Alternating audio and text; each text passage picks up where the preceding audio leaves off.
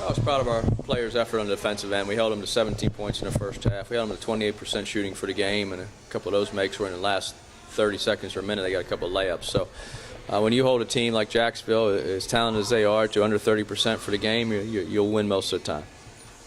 What did you guys do so much differently maybe from, I know it's a different type of game than the Mercer game was, but that's a decent team over there that you guys made look bad at times.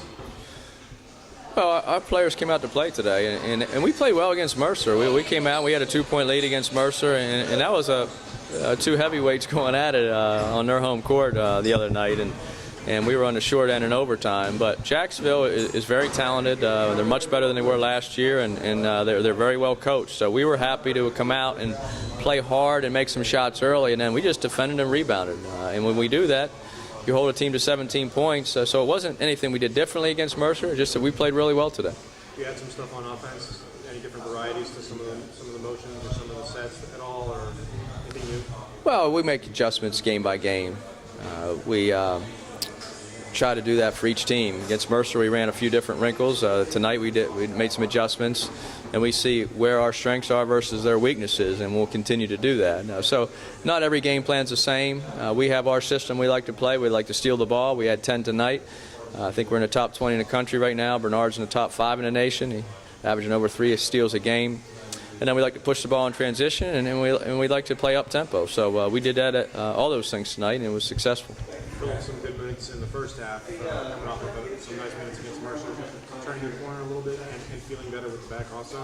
Yeah, he had a serious injury in the beginning of the year, and luckily he did not have to have surgery at that point. He's really playing like he did at the end of last season right now. He's much more athletic. His back is not holding him down, and he's making shots. So he's the Phillip that we need. He's playing great basketball.